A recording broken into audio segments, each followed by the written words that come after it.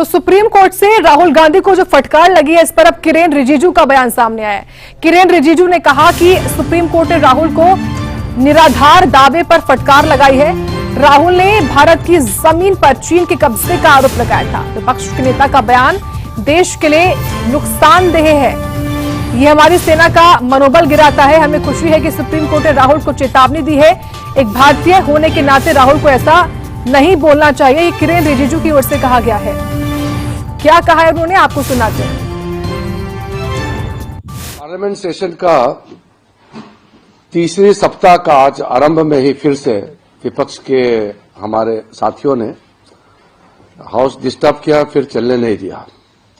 आज बहुत ही महत्वपूर्ण नेशनल स्पोर्ट्स गवर्नेंस बिल और national anti doping amendment bill, दो बिल को एक साथ मिलकर के चर्चा करने तय किया गया था।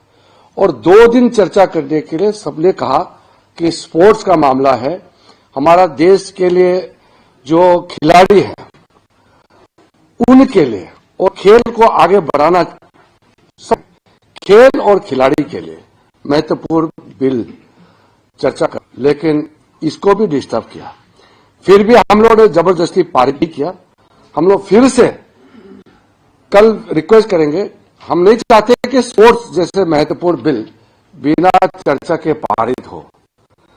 संख्या है, बार बार डिस्टर्बेंस हो रहा है, फिर भी सरकार की ओर से हम ये संदेश अपोजिशन पार्टी को देना चाहते हैं कि हम चर्चा चाहते हैं और बिना चर्चा किए कोई बिल पारित नहीं करना चाहते हैं।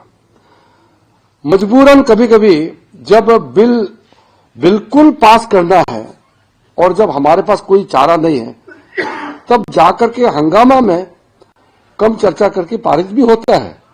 अभी तक हम लोगों ने ऐसा नहीं किया, क्योंकि लोकतंत्र में हमारा पार्लियामेंट्री डेमोक्रेसी, इसका मूल क्या है, विषय को अच्छी तरह से चर्चा करके फिर पारित करना। डिबेट एंड डिस्कशन हमारे लिए बहुत महत्वपूर्ण है। और अब बड़ी खबर पंचकुला से